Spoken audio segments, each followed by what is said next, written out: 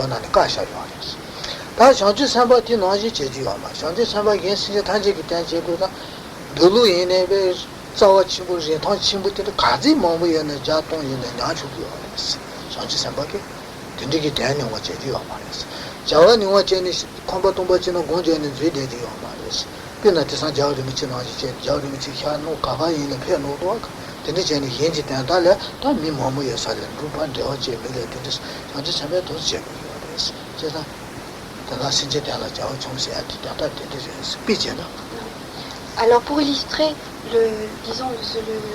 la différence, ce que l'on entend par réduire ces activités destinées au bien-être des êtres, Karim Poche donne la situation suivante.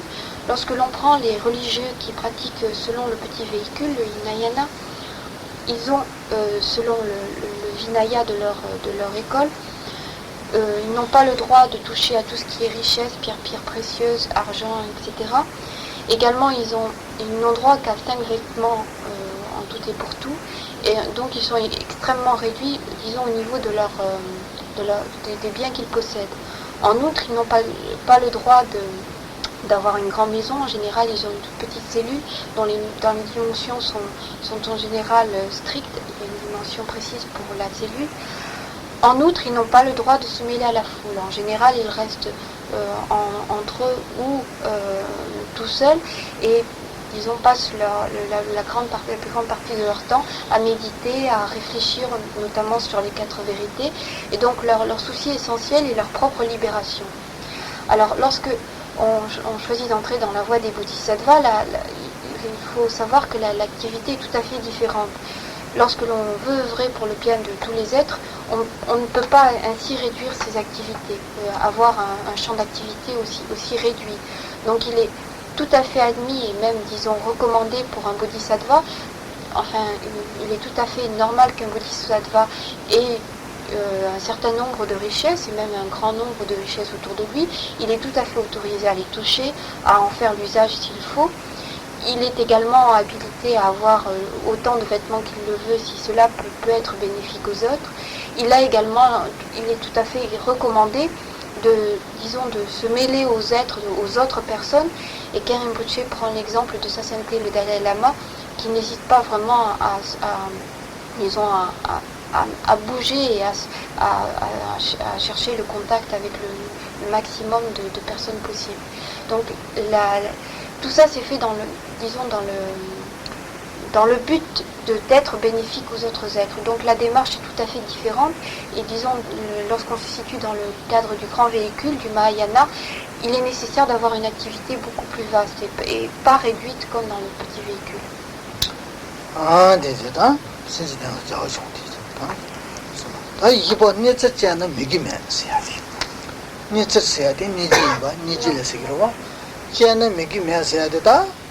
Megi o chu yo lo wa su chu ba so megi li chu ne so ma ki ku ne shi yi chu ne so je megi o chu ta ni se che na se be ni ji ki ka ne lo ne ta megi ji pe ne su che ba na ta a ju me sa ba she ba na ta me sa ba she ba ma sa da lo yin da ta ane ka re ne ko ma ko na ta a ta tin de ki megi ji la shu ba yin na ya di ni ji ki on ke yen be zewa niji chimbige ange aneda chi migi jile shuba yen ya jawati 내가 제사디 지 미기 지레 슈기 어디 자와디 미기 어디 말이었어.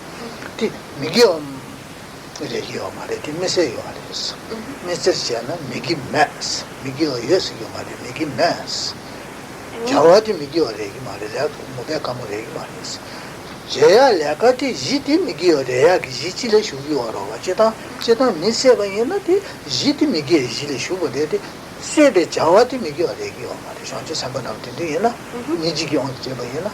제자다 니지기 언제다 미기 지레 슈는 미기 어디기 말이야. 자와티 니트스잖아 미기 매스 고소와 아니 바카리 네바티다 니지기 언기 미기 지레 슈 고야지 마슈나 아니 네바 용케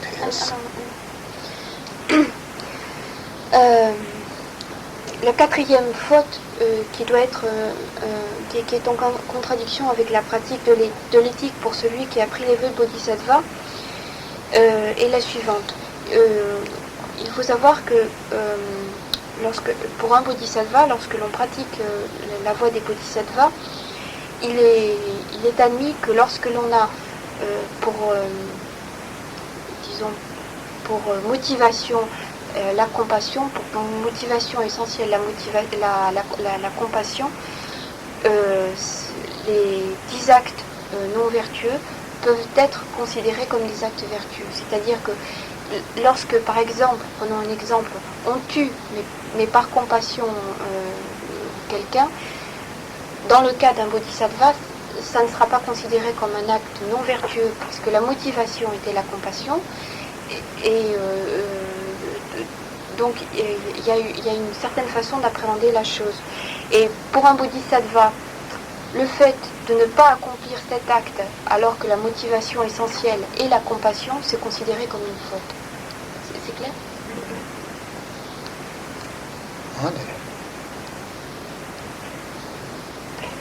Puis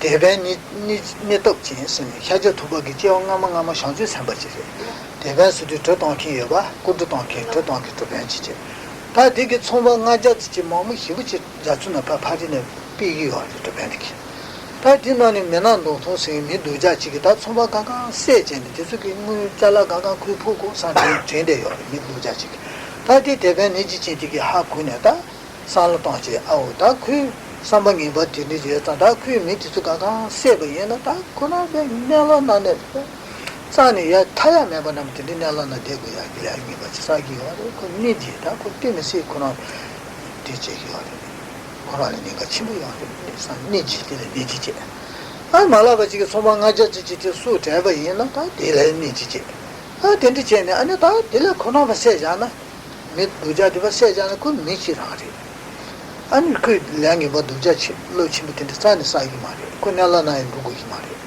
사지 아니 그 니지기 와기 내난도 통데 세버렸어. 내가 니지지. 디세벨라 디 미기 어려요 말이었어. 미기 말에 토네 다나 겨울로 치치 사요 말이었어. 어떻게 좋아요 말이었어. 아니 미지 마시나 니바리지. 미티다 제다다 디지 버려와. 마세지 디자자는 미티기다 휴지메버 두자체는 코라야 베날로나 로고야 미모모 소제제 다디 마세바예나 샹지 셈바티기 데데 데벤디지 진tilani voyons le boss. Alors pour illustrer cela, Rinpoché donne l'exemple suivant. Lors d'une vie antérieure, le Bouddha Shakyamuni était capitaine d'un grand bateau et il avait embarqué à son bord 500 marchands extrêmement riches qui allaient faire du commerce.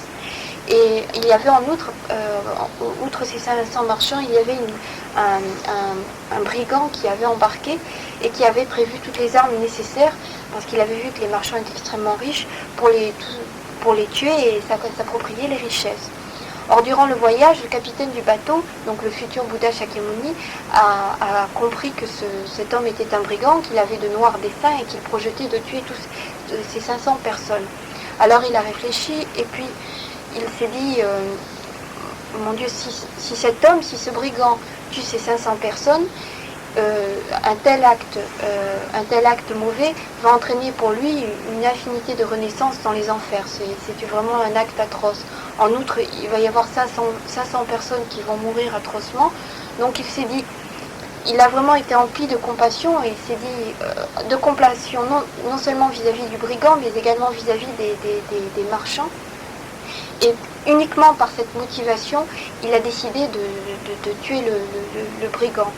Alors en soi-même, c'est effectivement une action non vertueuse, le fait d'enlever la vie, de tuer, mais du fait de la grandeur de la motivation, de cette compassion, cet acte, au lieu d'entraîner un karma négatif pour ce capitaine, pour le futur Bouddha Shakyamuni, au contraire a permis d'accumuler de nombreux mérites.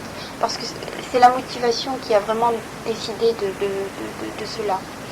Par contre, si cette personne, ayant réfléchi, étant emplie de compassion, ayant réalisé ce qui allait se passer, les conséquences de ce qui allait se passer, n'avait pas pris la décision et n'avait pas tué le brigand, à ce moment-là, il y avait faute pour quelqu'un qui a pris des vœux de bodhisattva.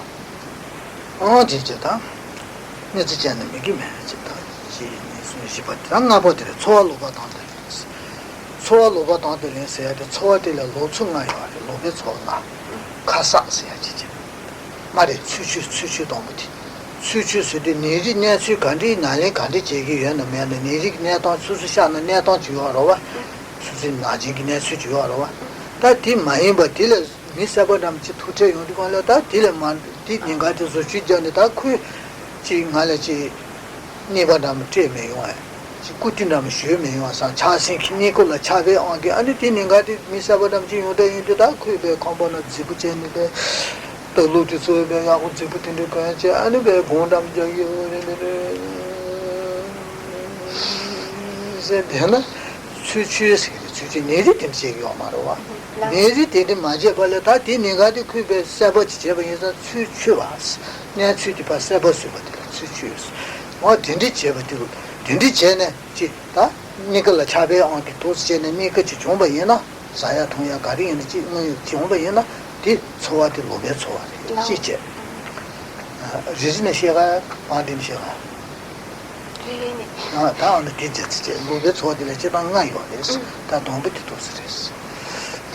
Alors en ce qui concerne la cinquième faute, elle a pour sujet essentiel les biens que l'on s'est appropriés de façon malhonnête, disons de façon de mauvaise façon, peut-être pas véritablement malhonnête, mais de façon incorrecte. Alors on en distingue 5, disons dans le cas essentiellement d'un religieux. La première, c'est je ne trouve pas un mot direct, mais c'est le religieux qui, sachant qu'une personne très riche va venir le visiter, alors que d'habitude il est un petit peu négligé, qu'il n'entretient pas tellement sa maison et puis finalement qu'il ne pratique pas beaucoup, le jour où il sait que ces personnes assez riches vont venir, nettoie tout, prépare bien son hôtel, s'habille correctement et commence à méditer avec un grand sérieux et une grande sérénité au moment où les personnes rentrent. Tout cela dans l'idée que, en le voyant ainsi, les personnes vont se dire « Mon Dieu, c'est un grand religieux, faisons-lui des offrandes ». Donc, lorsque des biens sont acquis ainsi, lorsque les offrandes sont acquises de cette façon, ces offrandes sont considérées comme acquises de façon incorrecte. Elles n'ont pas la valeur d'offrandes de biens qui ont été acquis de façon correcte.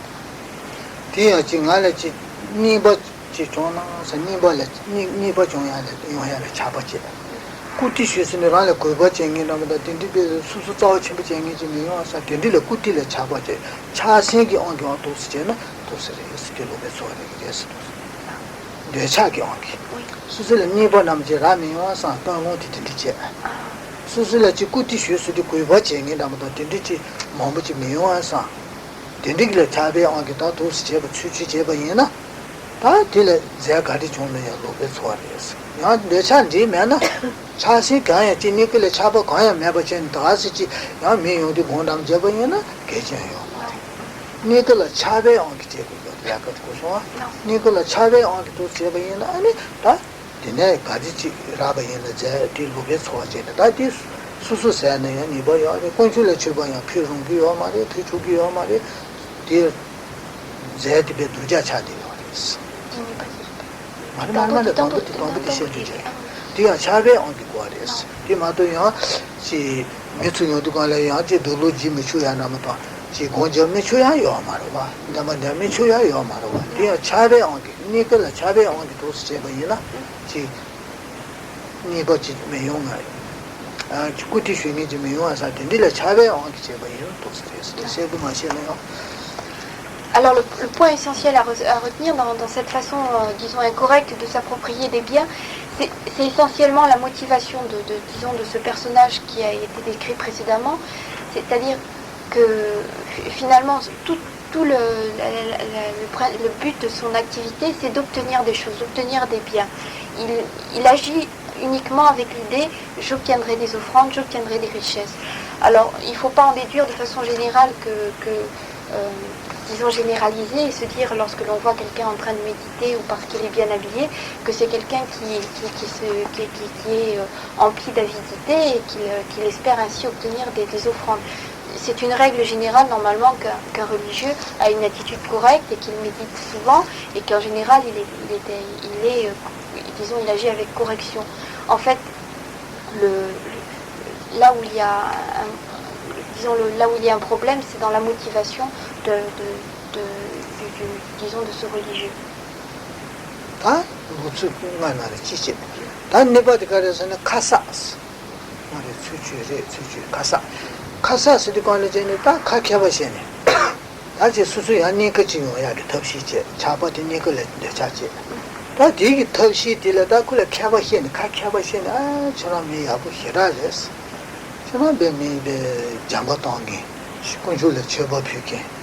자진 마시게 저런 미야부 싫어졌어.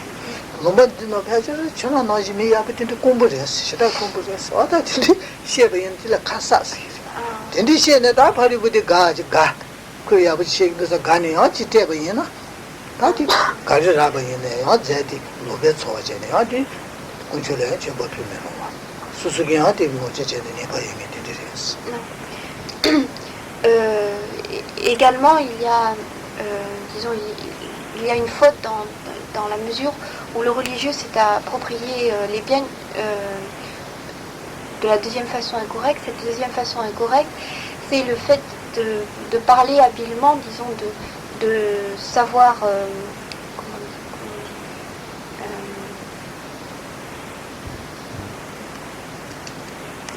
savoir flatter quelqu'un, lui dire oh mon Dieu, vous êtes quelqu'un de très bon, vous êtes quelqu'un de très généreux, je n'ai jamais vu quelqu'un d'aussi gentil, d'aussi intelligent. Dans ce pays, vous êtes vraiment quelqu'un on trouve rarement des personnes comme vous. Et disons, le problème c'est que celui qui parle dit tout cela en se disant si je le flatte assez, il me fera des offrandes, il me donnera des choses. Donc le problème c'est surtout la motivation avec laquelle sont prononcées ces paroles. Et donc les biens qu'il a ainsi acquis sont incorrects et la façon dont il a agi pour obtenir ces biens est considérée comme une faute. C'est quelque chose qui est contraire à sa pratique de l'éthique. Sombat ne pas dire son.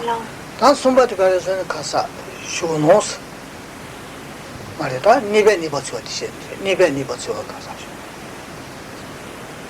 Ni pas mari shonos ya de tas susule chi pina jadamchi mandamda jadamda. Tindiji gugu na. Ta ti raya ke thashi cheni de sebu malaba jengale jaguye jateru chen sebu malaba je. Ta कैसे जिंदा जी शेने दी शोले कोंती राया की तबसी जेब जेने जी राबतले शोलों से गिरे.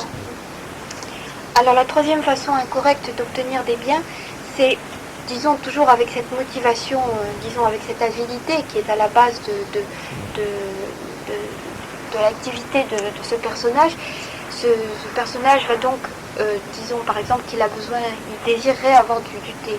Alors il ne dira pas franchement aux personnes qui l'entourent qu'il veut du thé, mais de façon détournée au cours de la conversation ou au cours du thé ou un objet, n'importe quel objet, disons de façon détournée, il dira qu'il aime bien tel objet ou qu'il en avait un comme ça avant et qu'il aimerait bien en avoir un comme ça. Mais c'est de façon détourné. Et c'est fait avec une motivation, la motivation essentielle, c'est l'avidité, c'est obtenir cette chose à tout prix. Donc lorsque l'objet, par exemple, en question est obtenu, on dit que la façon dont il a été obtenu est incorrecte, est en contradiction avec la pratique de l'éthique.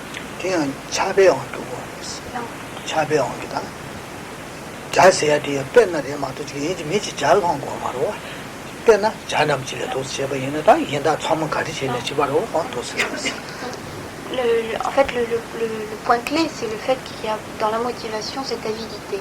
Et on peut prendre ça pour n'importe quel objet, que ce soit tout ce que une personne peut désirer, et que de façon détournée, elle demande sans en avoir l'air, mais avec au fond de soi-même l'idée, l'idée très pressante de l'obtenir.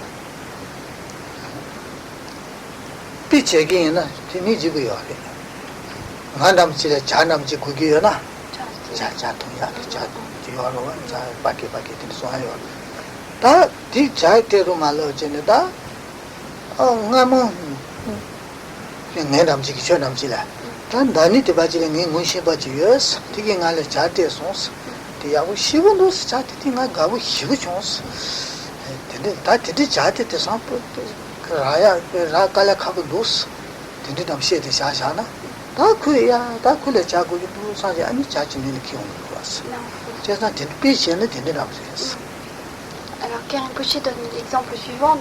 Disons qu'il se trouve avec une des personnes ici présentes, et puis qu'il lui dit, il a vraiment très envie d'obtenir tel type de thé, un thé parfumé, disons une sorte de thé, et puis il dit à la personne, il y a quelques années, il y a 2 ans, une personne m'avait donné tel type de thé, c'était vraiment très délicieux, mais c'est dommage, j'en ai plus, et puis c'est difficile à avoir, mais enfin il était vraiment bon quand même, mais elle ne dit rien, et puis elle laisse la conversation comme ça. Et en général, la personne qui a écouté ça se dit, tiens, si je lui offrais du thé, ça lui ferait plaisir, il faudrait que j'en trouve, parce que vraiment, il a l'air d'en vouloir. Donc, prononcer de telles paroles, avec pour motivation essentielle, l'avidité, c'est-à-dire que l'état d'esprit est négatif, c'est-à-dire vraiment, c'est de l'avidité. Celui qui a prononcé de telles paroles a une pratique en contradiction avec celle de l'éthique.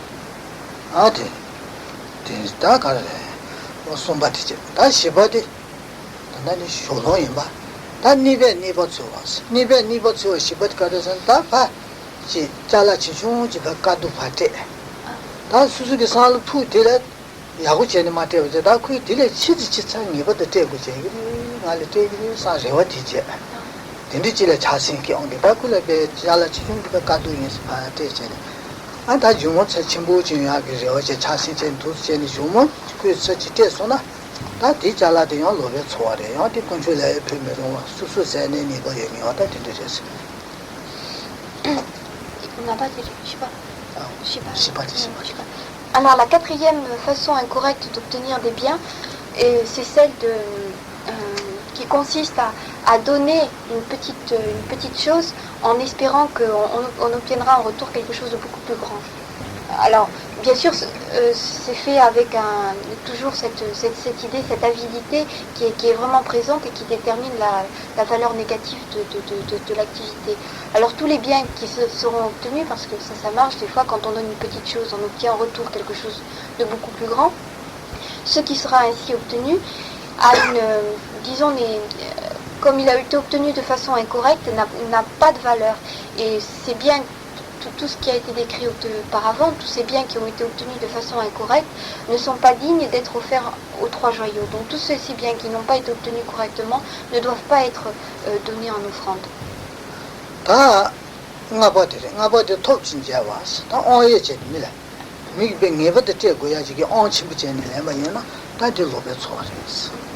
Et la 5e et dernière façon d'obtenir de façon incorrecte des offrandes pour celui qui a pris les vœux de Bodhisattva, c'est de les obtenir par la force. Donc ce qu'il a obtenu par la force, c'est d'une façon incorrecte, et de ce fait, les objets ainsi obtenus sont sans valeur et ne doivent pas être offerts, donnés en offrande aux 3 joyaux. on est des lobes, on a un petit dans de l'aine, ça c'est une petite chienne, donc celui qui a pris les vœux de Bodhisattva et qui, donc avec cet esprit extrêmement avide, accomplit l'une de ces 5 actions incorrectes afin de s'approprier des biens, des offrandes, accomplit une faute.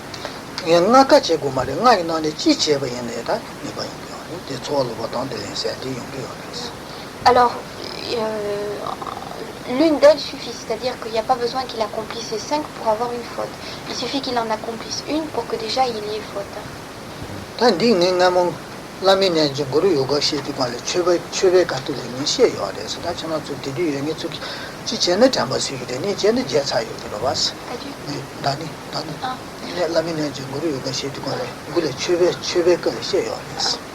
Alors, l'année dernière, Karim Rinpoche avait déjà parlé de ces façons incorrectes. Il y a 2 ans, Karim Rinpoche avait déjà parlé de ces façons incorrectes d'obtenir des offrandes lorsqu'il avait donné un enseignement sur le Guru Yoga.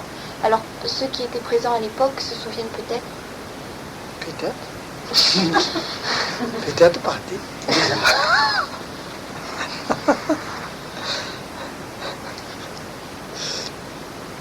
Souvenir? Bien sûr. Ah oui. D'accord, d'accord, année, pas soit le bouton de l'ins.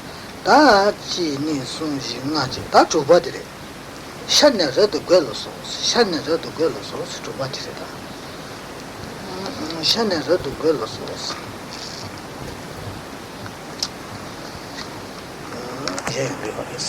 Alors la 7e faute pour celui qui a pris les vœux de Bodhisattva, c'est le fait de dire que les Bodhisattvas aiment le samsara, aiment, disons, le cycle des vies et des renaissances, et qui n'ont aucun attrait pour la méthode qui permet d'éliminer les passions.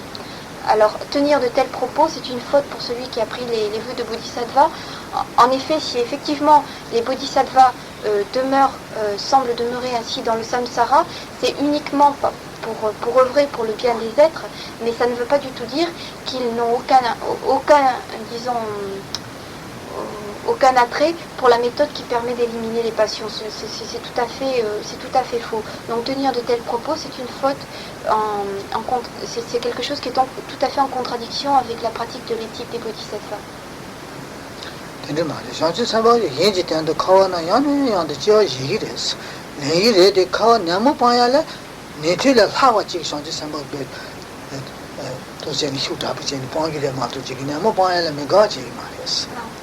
Alors, effectivement, le bodhisattva semble également demeurer dans ce samsara, mais on peut dire que finalement sa pratique pour éliminer les passions est beaucoup plus grande que ce que les pratiquants du petit véhicule, dont le but essentiel, on le sait, l'élimination des désirs, des passions. En fait, le bodhisattva, bien qu'il demeure dans le samsara, sa pratique pour éliminer les passions est bien supérieure à celle des auditeurs, à celle des pratiquants du petit véhicule. Donc il est tout à fait faux de tenir des propos dans lesquels on dit le bodhisattva aime le samsara, il aime beaucoup les passions et ne cherche pas du tout à les éliminer.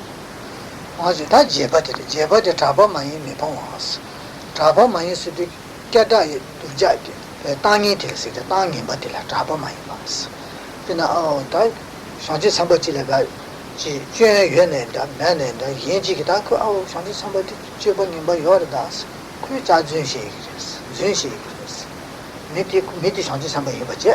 다 미게다디게 그 전시기래. 그 야고 야마데. 그게 꼬마 그게 됐어야 한다. 그 전시기래 됐어야 한다.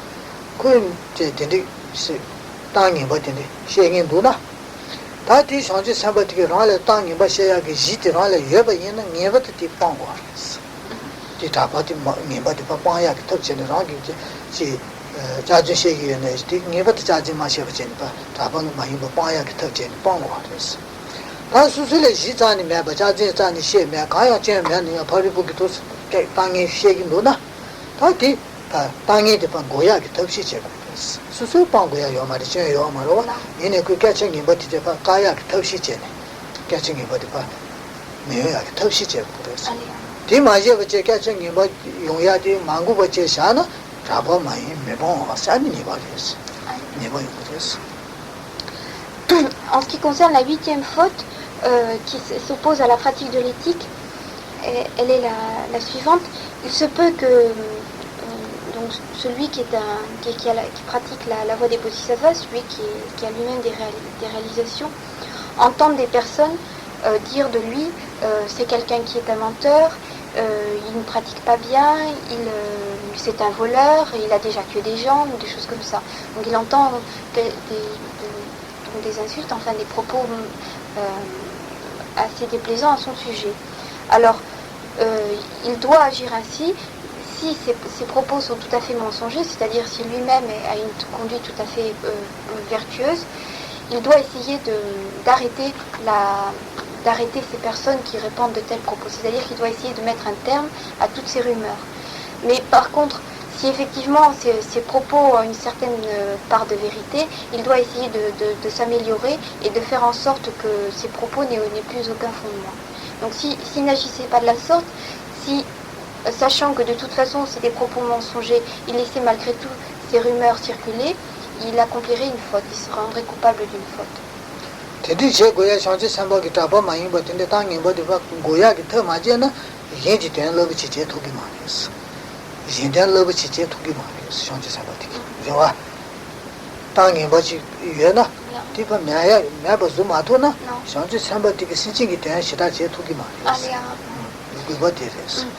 Alors la raison pourquoi est-ce qu'on est amené à distinguer cette faute dans la pratique d'un bodhisattva, c'est parce que s'il laisse ainsi circuler de telles rumeurs, il aura du mal à œuvrer pour le bien-être des êtres.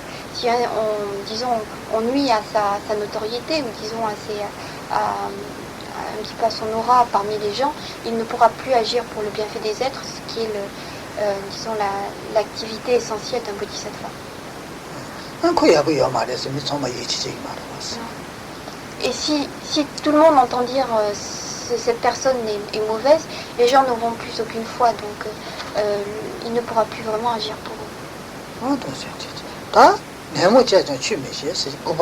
Non.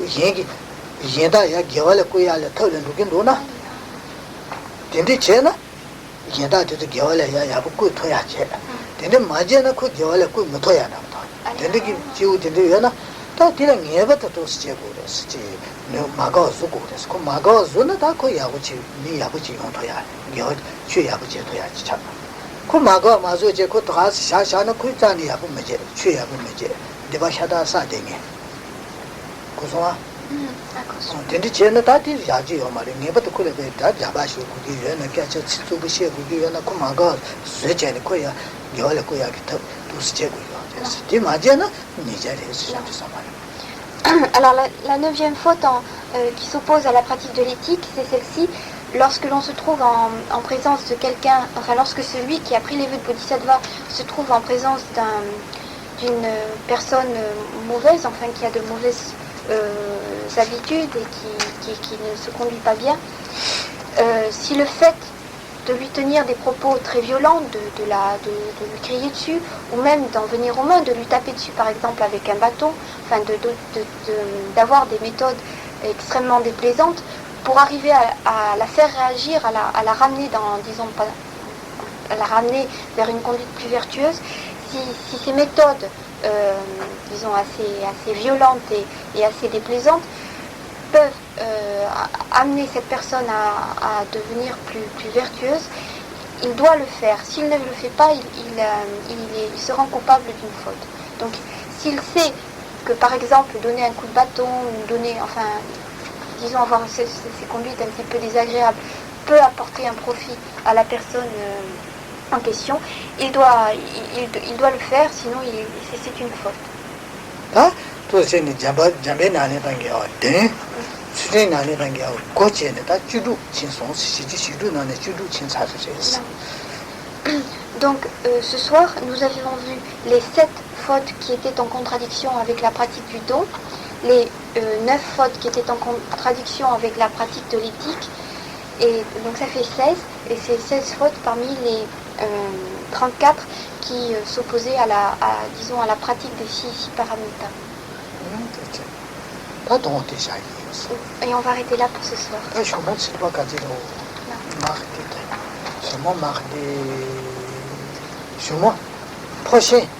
Prochain mardi, fête, c'est ça?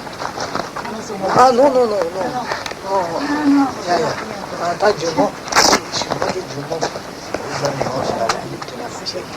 Et la suite sera enseignée mardi prochain, donc.